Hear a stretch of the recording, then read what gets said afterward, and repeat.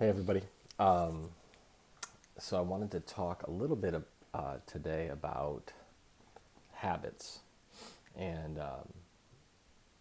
really it's more about understanding, change or understanding how to change habits. But just some perspective here. So I don't know about you, but I've read lots of different books. The Power of Habit. How to Affect Change. There's a great book called Nudge. There's a lot of studies in the healthcare about how you get people to change, lifestyle and what works and what doesn't work. And there's kind of a whole spectrum of them. And then there's all sorts of just quotes out there or sayings. One that I've heard a lot. I've said it a lot, right? Until the pain of staying the same is greater than the pain of change, we won't change, those types of things. And it's interesting because again, I feel like I've seen the whole spectrum with people, with health. You'll see somebody, it's kind of the classic story, maybe somebody that's smoking, and it's making them so sick and causing them pain, but they won't stop, right? Like that kind of beats it kind of, sometimes you have these examples where it just doesn't make sense. You think, man, they would stop, right? Now I've had stories of people that have, found, had a health scare, and that kind of scared them straight, right? They quit smoking, never smoked again. They quit drinking, they never drank again. You have stories kind of on both sides, but I would say that, there's a variety of reasons that people choose to make changes and stick with them. And then there's a variety of reasons that we fall off the wagon, or we don't stick to things. And so I don't want this to just be kind of like a success 101 talk or something like that. One of the most fascinating studies I've ever read regarding change and adaptation was a NASA study on, and what they did is they took people when they put glasses on them, and the glasses turned everything upside down and then backwards. So just imagine if I put a pair of glasses on right now, and then everything was now upside down and backwards. You can imagine that would kind of freak out your brain. It would freak out your body, right? It would just be like you would feel so discombobulated, right? And that's what happened. They felt nervous. They felt, or sorry, like vertigo. They were all sorts of out of control, and had high blood pressure, and sick, nauseated, all sorts of things. And so the rule was they had to wear these glasses constantly. They had to sleep in them. They had to wear them 24 hours a day. And what they were just trying to see is how the body would adapt to that.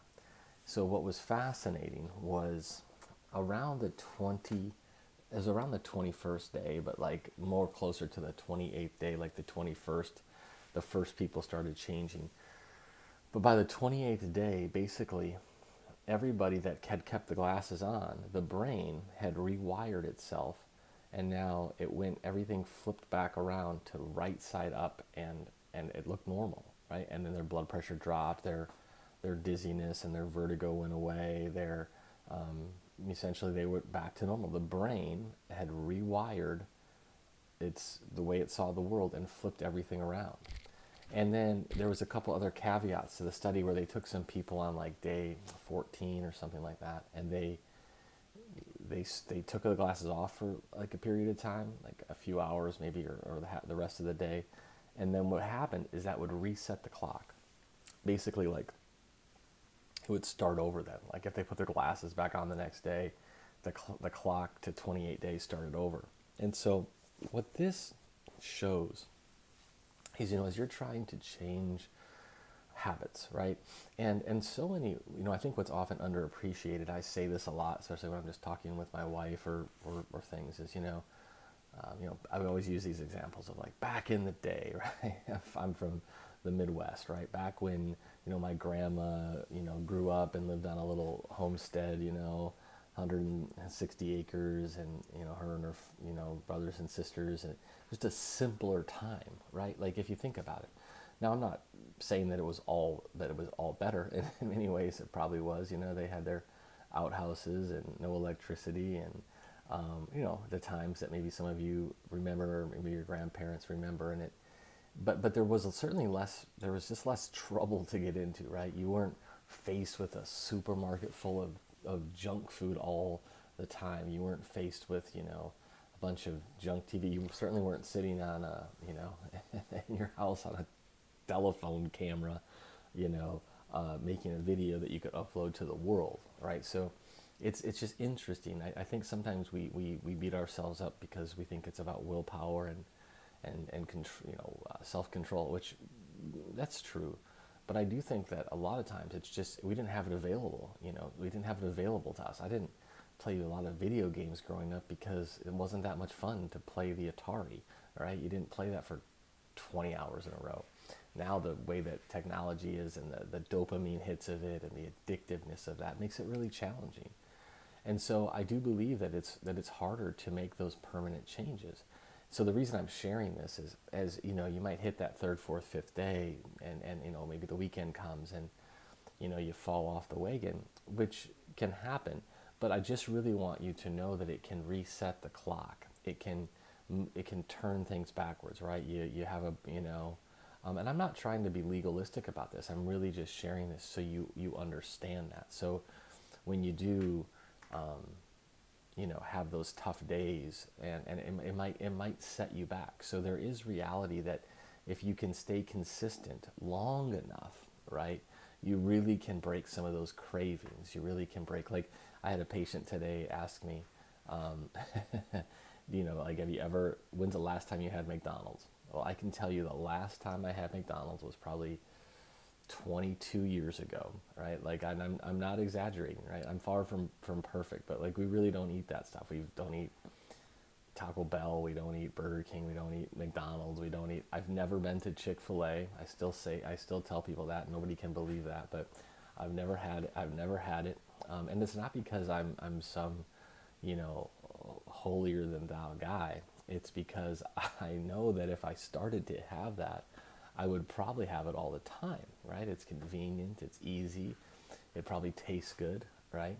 I would fall for that, okay? And so, plus I think I'm just the personality that doesn't like to, when somebody tells me you have to do it, then I usually say, well, watch me not do it. So, but last time I had McDonald's, it was like probably 23 years ago. It was actually my first semester, maybe 24 years ago, my first semester in chiropractic school. And I remember I had a Filet-O-Fish sandwich, and that was it. And I just never could do it again. But so now it's not difficult, right? I don't ever think about it. I don't drive by a McDonald's and think, man, I wish I could pull in there, okay? Now, I probably used to, right? I mean, I was a kid that grew up on junk food and fast food. My family didn't, we weren't a family that ate together or anything like that. So I grew up on fast food probably every day, right? And so I'm just saying, I'm bringing this up because as you're breaking these habits, one thing I notice about it myself is as life gets busy and as you just, you grab things on the go, or you are traveling, or you're just busy early mornings, late nights, you just find yourself kind of grabbing what you can. And then each time that happens, it tends to build up this cycle of convenience where you just find yourself kind of, doing what you can and grabbing what tastes good. And those foods, again, like I said, they have these addictive qualities to them. They have these addictive ingredients to them. And those things wreak havoc on our physiology, right? And they do addict us, and then they make us feel, crappy, and they mess up our physiology, and then we find ourselves just kind of, it's a slow fade. It's kind of the boiled frog thing. So the more consistent you can be, the less over time, the less the cravings will be, the less you'll find yourself, you won't find yourself all the time thinking like I'm fighting. All I'm doing is laying here thinking about eating, I don't know, whatever the thing is that you're laying there thinking about, right? We all have our things that maybe we like, but the less you have them, you lose your taste for them, okay? And then the opposite is true, right? You get to like things that are real food. It's just that a lot of us have become so used to eating just things that are not good for us, eating and drinking those things, right? And so, and food has become such a like an entertainment part of our culture. I've talked about that. So I would just really encourage, that's one of the things I like about fasting. I was just kind of sitting there tonight thinking about it. I was thinking, when you kind of break that addiction of, anything I want to eat anytime, to kind of light up my taste buds, or take away my stress, or take my mind off things, or unwind from the day, or whatever it is, that that you just realize how often you maybe have given into those cravings, right? It's maybe like, I don't know if you were ever like a smoker, or something like that, right? You find yourself just reaching for that all the time. And until you've really broken that habit long enough, you'll just find yourself, always at the point of stress reaching for that thing, or just it becomes a habit. Every day on my way to work, I stop here and I get a Frappuccino, or I get my Mountain Dew, or my Diet Coke, or whatever your drug of choice is. And so my encouragement on this, and the reason I share that story and many others, right, is as you're working on making those changes, there is some reality to, fasting for weeks, going into ketosis for, a couple of weeks, a few weeks, just to prove to yourself you can do it.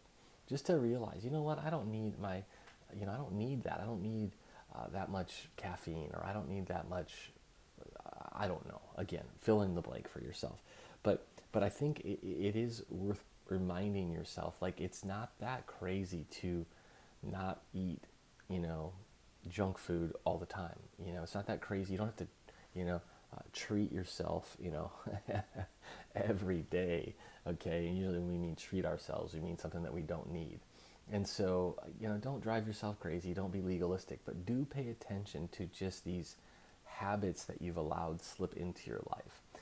And we're talking a lot about food on this challenge, but it really can be anything. It can be media, social media. It can be, I don't even know, television. It can be shopping. It can be, I don't know. Whatever, just all the different things that the world throws in front of us, right? It's entertainment things. And so our lives have become really dependent on that. And so trying to, and if you get so used to that, if you get so used to like needing these foods that make your tongue explode, and, the latest, then like, when you almost have to lower that, set point long enough that you don't need, you don't feel like you have to have this kind of peak experience with that all the time.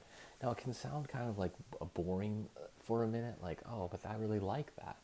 And I think that's great to like it, but it also, it can kind of lead to this like gluttonous, sensual life where you feel like you constantly need to have like this high of food, or drink, or it doesn't matter, some sort of dopamine hit, your phone. And so just reflect, like, use this conversation today that we had, or this talk, just to look at your life and say, man, is there areas that I have that have really gotten to just kind of become addicted to me, right? And why is that? Because I'm stressed, or it can genuinely just be a habit that you develop kind of without even knowing it, right? Like, oh, my wife and I tend to go on a date every either Wednesday or Thursday night, and we've been pretty consistent about that for several years now, more than that, probably, 5 or 6 years. And it's great, right? But we found ourselves at different times, like we'd go out to kind of a gluttonous dinner, right? We'd go out to a nice restaurant, and sometimes we'd spend more than we wanted to spend. Sometimes we'd eat more than we want to spend. We'd have a drink, and it's just like it added up, and you find yourself the next morning not feeling that good. Like, yes, it was amazing, like I'm with my wife, we're on a date, and I love it. But also, like it doesn't mean that we had to go like over the top every time, right? So even doing these challenges, or going into more of a keto lifestyle for the last bit, we were joking the other night. We had a date and we just ate at home, and we were like, well, that was cheap, a cheap date, and then we went to a movie, right? And so, but we had just gotten into this rhythm of like, well, what restaurant do you want to go to, right? And then let's try this new thing, and hey, we're on a date, let's have dessert, let's have this, and you just find yourself like, there it is. Like, so there's once a week where you're just kind of like going off the rails for a meal, right? And then the next morning, you don't feel as good, so you're not as apt to get up and exercise, and you're not as apt to, maybe make as good a decision. So it kind of becomes this downward spiral. So, I'm just really sharing, from my life what can happen, right? And so opportunities like this during a challenge, they just help you stay. It just gives you like a reflection of like, wow, geez, I didn't realize I kind of, slip up that much. I didn't realize that I cheat that much, or yeah, I didn't think that I was, had that many desserts, or that many, processed food, or I ate out that much, or whatever it is for you. I had that much coffee. So I know I'm kind of hitting the same point over and over here today, but I just want, just as you're thinking about this, or as you're developing a new habit, and again, don't get so caught up on the keto. I mean, that's great. We're doing it. Like, I'm doing it very, very hardcore. Like, so I'm into it. But like, if it's too much for you, like, just again, focus on just really keeping the junk out, right? Like, try to just like break free from this food habit, okay? And if you are going to have food, have it be good food, have it be real food, and you're going to be so ahead of the game. And if you can do that long term, man, you will win for sure. You will definitely see the progress that you want to see. Now there becomes nuances, there becomes things, certain health conditions and autoimmune diseases and stuff where you have to take some other things into consideration. But for most of us, most of the issues that most of us have would be dramatically to completely improved or eliminated if we just were consistent over time, right? It's back to the NASA thing, right? The glasses would flip, everything would go right, and that's just becomes our new normal. And so that's what we're trying to achieve here in part, is this new normal, right? This new way of living and operating from how we fuel ourselves, and how we think about food, and how we think about caring for ourselves. And a lot of it is really not more that you do, it's actually doing less. It's actually, simplifying your life, and not just constantly kind of, the gluttonous kind of a thing there. So I hope that's helpful. Food for thought, pun intended. If you have any ideas or thoughts on something you'd like me to discuss, certainly let me know. I love hearing from you guys. It's not a bother at all. I appreciate your questions and your feedback. Have a great day. Take care. God bless.